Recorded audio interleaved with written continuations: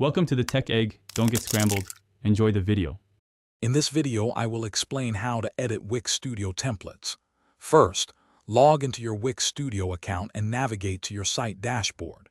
You can either select an existing site or start a new one using a pre-designed template.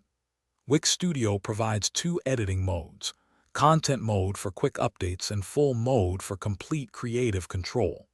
Remember, every element of a Wix Studio template is fully customizable, from text to images, and even the overall layout. Making your Wix Studio template truly yours involves customizing its design. Start by updating global theme colors and fonts in the Site Styles panel to match your brand. Next, swap out any sample images with your own clear, well-lit photos. Wix Studio's drag-and-drop editor makes it simple to move elements and adjust layouts.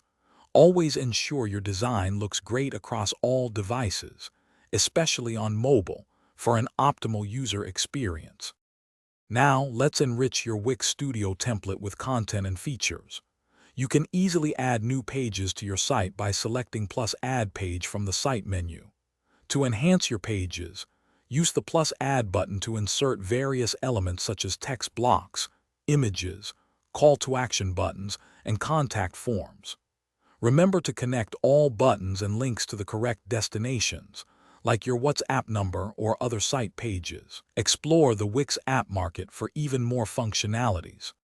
Before going live, always preview your Wix Studio site on desktop, tablet, and mobile to ensure everything looks perfect.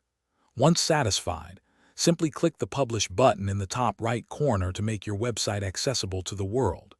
You can choose a free Wix domain or connect a custom one for a more professional appearance.